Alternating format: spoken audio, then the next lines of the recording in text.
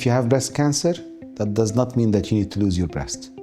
There are certain indications, like inflammatory breast cancer, that we feel uncomfortable about keeping the breast even if you respond well to chemotherapy. But usually what is important for us is the ratio of the tumor size to the breast size. For example, somebody with an A cup with a 3 centimeter tumor, that's much more significant than somebody with an H cup or an F cup that have 5 centimeter tumor. So there's different techniques that will be able to offer them to different ladies to be able to try to conserve the breast. Losing the breast will not give you any survival benefit. There is some data also to suggest that ladies that have breast conservation might even do better than ladies that have mastectomy. So why to lose the breast? So from the oncology point of view, there is no benefit from losing your breast.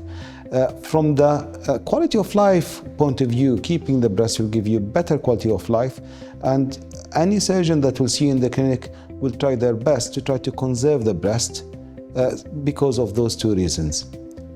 If you have to lose the breast, because, for example, some ladies have abnormal genetics, some ladies will have, for example, inflammatory cancers, or they have a large area of disease compared to their cup size, then breast reconstruction come into the equation. It's not for everyone, but it's something to be considered. Lymph nodes are an important part of breast surgery.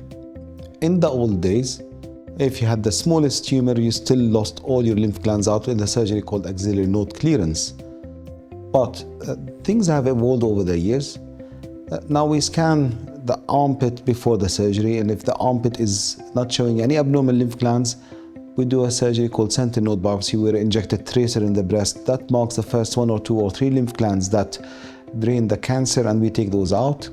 If those are negative, we assume the rest of the lymph glands are negative.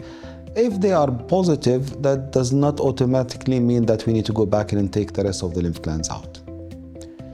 Also, in ladies that have certain types of cancer that we start with chemotherapy, even if some of the lymph glands were positive to begin with, if that lady has responded well to chemotherapy, if the lymph glands have gone back to normal, sometimes we can do more conservative surgery. So we're doing less and less axillary surgery because of the side effects that can happen from axillary surgery, like lymphedema and restriction of arm movement. Non-invasive cancer, or DCIS, we try to avoid doing an axillary surgery at all, mainly because there's no signs of this going to anywhere. It's all non-invasive, it's all contained. In theory, it should not go to the lymph glands.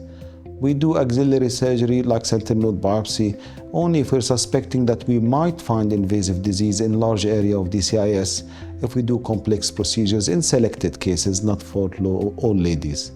So axillary surgery also needs to be tailored according to the patient's needs.